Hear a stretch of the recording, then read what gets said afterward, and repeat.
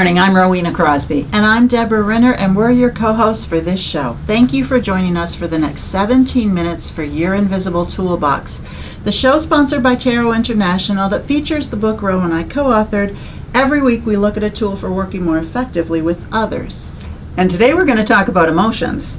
Millennials are sometimes perceived as a generation that's a little more open about their feelings. Perhaps that's the rise of social media.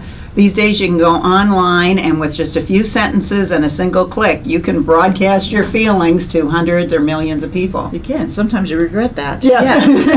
And it can be easier to share our feelings electronically than to actually discuss them in person, and yet it's so important to have the capacity to have those face-to-face conversations. Absolutely. And to add to that, it's really important that we be able to discuss our emotions in the workplace, which you may have heard quite the opposite. How many times have we heard leave your emotions at the door? But so many companies credit their strength of the business with the passion of their people. That's an emotion. And obviously, we're sometimes going to have negative emotions. We know that from change classes at Tero, where people say, I should just focus on the facts of the change, not the emotions. People are emotional creatures. And we spend such a huge chunk of our time at work that it will naturally be that we're going to have emotions run high at different times in the workplace. Of course we are, and wouldn't it be nice if when that happens we're in an environment where people are understanding and might even help talk us through it or sort through the emotions. Yeah, so it's so important to be able to display compassion at work, and it's not just our coworkers that we show compassion to, but we also need to show it to ourselves as well, and recognize when we need to do some self-care and when we're experiencing emotions. That's exactly right. So this week's Invisible Tool, as you may have guessed, is to handle emotions with compassion. And in our development challenge, we're going to look at ways to challenge your own self-talk, that conversation you're having in your head all day, every day. And our field guide is going to take a specific look at a study that showed about workers that showed compassion and how that impacted positively the team. And we have two intriguing social media posts for you. One is about positive self-talk, and the other is to take a deeper dive into how we can actually show compassion to others at work. Yeah, and we're going to take a final look at just thinking about how we can instill some random acts of kindness in the workplace. So those of you following along in the book, your Invisible Toolbox, are going to find us in chapter 68 today. It's titled, How Are You Feeling? And if you don't have a copy of the book, scroll down, click on the link to get your own copy. So let's get started. So if you're a regular viewer of the show, you know that we've talked about unproductive emotions before. This won't be the last time we talk about it. And we know that there are three modes people go into when they're experiencing those emotions: fight, flight, and freeze. And we're going to take a quick refresher on what those three are like. Yeah, those are three instinctual responses. So think of a time at work when you were under a little bit of stress. It could have been a tight timeline, it could have been a challenging client or a challenging coworker. And now think about what your instinctual response was. If it was the fight response, you might find yourself becoming aggressive or competitive. You may find yourself raising your voice. You might argue or bark out some demands. That's the fight response. Yeah, and if your flight response kicked in, then you probably became more passive. People will shut down, or they'll start accommodating way too much, or they might actually just get out of the way of the situation before they even try to resolve it. Exactly. And the freeze response, that kicks in when you just go blank. And all of a sudden you can't remember what you were going to say or what you were going to do. And all of these responses, fight, flight, and freeze, are not the desirable ones. We can choose a different response. Yeah, we can handle unproductive emotions more effectively. We don't have to go into those three modes if we can learn how to actually give compassion to others.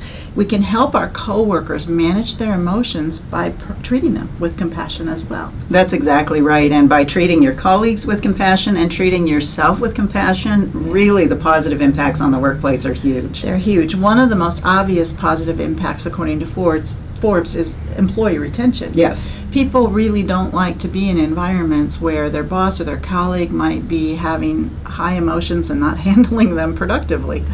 And if you practice compassion, you'll encourage others in your orbit to practice as well. It turns out compassion's catchy. It's a contagious thing, yeah.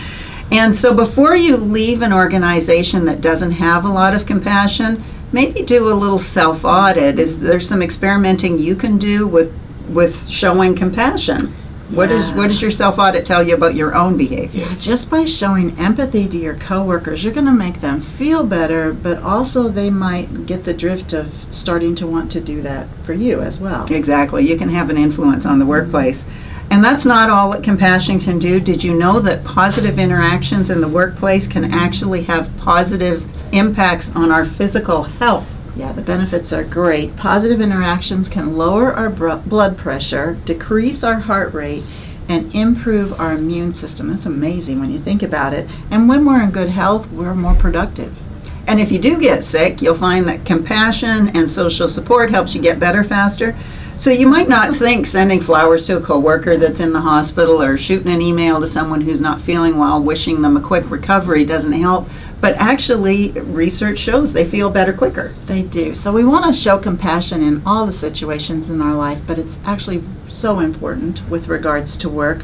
We're all going to be stressed out at work one day or another, and if we can just give that compassion to ourselves or to others, it makes all the difference. It does. So let's take a look at our invisible tool of the week, which is to handle emotions with compassion. And if you're following along in the book, we're on page 163. So how can we introduce more compassion into the workplace? Well, you might have no idea where to start, especially if you're in a situation where your colleagues don't do this on a regular basis. And you know what we say in our negotiation classes and our influence classes? First of all, separate the person from the problem. The person is not the problem.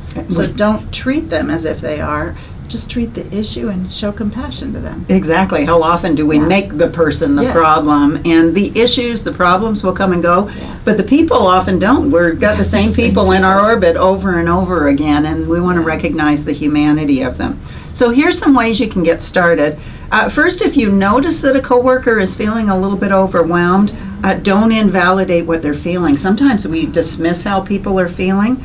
Instead, take time to talk to them and reassure them that what they're experiencing is completely normal. It happens to all of us. It doesn't help if they say, oh, that's no problem. Yeah, that's nothing. And you might make people more comfortable to talk about their feelings if you actually share yours. And instead, if you can talk about when you're stressed out or upset, then people begin to realize, hey, this isn't just me, it's normal. And it is normal for everybody. It is normal, and when you are stressed, sometimes that can feel lonely, so having someone go public helps. Of course, that doesn't mean that you should be oversharing. The entire office does not need to hear about all of the drama in your personal relationships. But if you're feeling a little overwhelmed on a project, it doesn't hurt to go a little public with that. Yeah, and the Huffington Post also lists some different ways you can show compassion in the workplace, and these strategies not only show you how you can help your colleagues, but we have to remember it is as important to show compassion to yourself. And we've talked in many of our previous shows about common ground. Find something you have in common with people. That will help you to understand why they might be feeling the way they are and help us better relate to one another. It can. And also practicing those random acts of kindness, even something as simple as going to get a cup of coffee for someone or writing them a thank you note for a colleague if they helped you with a deadline, those are important. And as we mentioned a little earlier, it's also important to show yourself some compassion. We forget that sometimes. So remind yourself why you are with the organization and choose to look at the positives as well as the things that may be going wrong. And if you find yourself unhappy at work or even at home, that's usually a sign that you need to do some self-care. And so we want to really focus on the fact that if you're feeling unhappy at work, it could be that you're really not letting go of work when you're on your off work hours. So try to find some activities that are going to make you feel happier. Spend some time with friends or family, but pay attention to that self-care. And all of these ideas can help you feel a little happier at work. And do remember, it is not normal to feel unhappy all of the time at work. So if that's the case, if you really can't find any positives, it may be time to make a change and think about moving on. Yeah, moving on can actually be a form of self-care if it's the right time and it needs to happen. And it can be a time to help you refocus on what's important to you and find a position perhaps that makes you happier overall.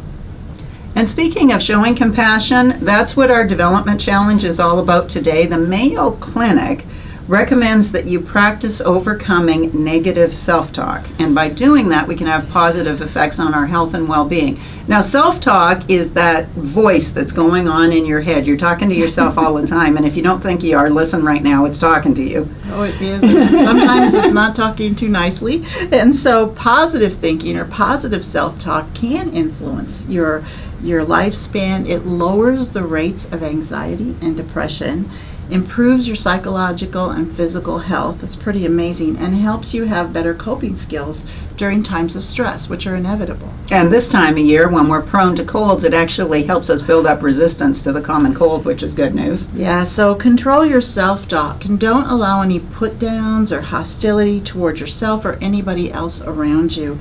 You might subconsciously start to believe what you're hearing. Actually, we do believe that tape in our head, so we want it to be positive. We do, and a lot of us, it's really negative. It's Yeah. been said that if a friend talked to you the way you're talking to yourself, the friendship wouldn't last very long. Start to monitor that. And if you're in a group setting, like in an office, and there's a self-talk among a group that's going negatively, don't participate in it.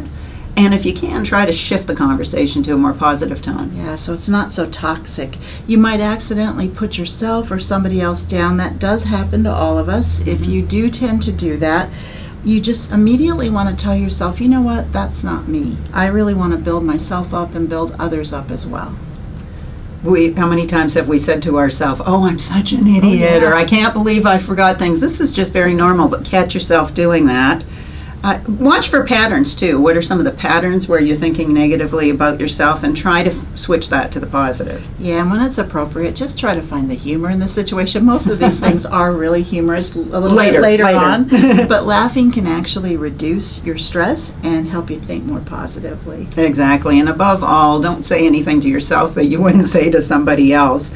Think about the things that you're thankful for and encourage yourself. Be encouraging and compassionate to yourself throughout the day. Yeah, so the Mayo Clinic has a whole list of ways to identify any negative thinking and ways to become more positive and optimistic, and we're going to post that on social media this week so you can learn about how to become even more positive with yourself and with others.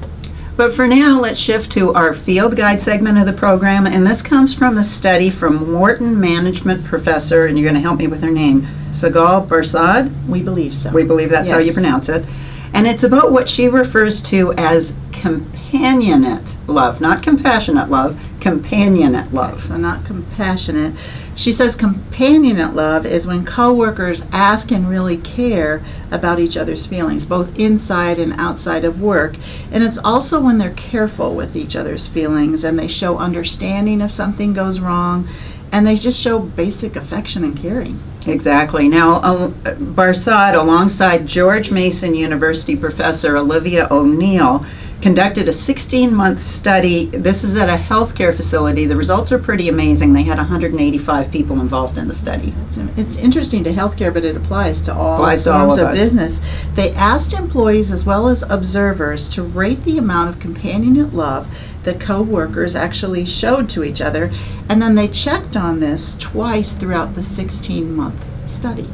And then they surveyed the employees on their engagement and satisfaction in the workplace. And so some of the survey questions, they asked for employee agreement on statements like this. Staff care about this team and staff cares about the team and works together to make it one of the best. I can count on my coworkers for help and cooperation. That was a couple of the survey questions. Yeah, and then they had some general questions like, I feel valued as an employee, or overall I'm satisfied working here. And ultimately what Barsad and O'Neill found was that the higher the employees and observers rated this companionate love, they also reported lower rates of emotional exhaustion and absenteeism after the 16 months. Yeah, and in addition to that, the researchers found that higher rates of companionate love contributed to better teamwork and overall employee satisfaction. But there's more. This is pretty amazing. So remember, this study took place in a healthcare facility. Yeah. And they were able to evaluate patients. What do you suppose happened?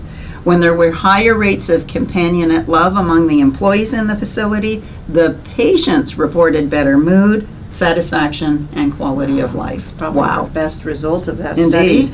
So what can we take from this study? Of course, we can take that employees, when they feel that they're treated kindly and with compassion, that they are just overall more satisfied.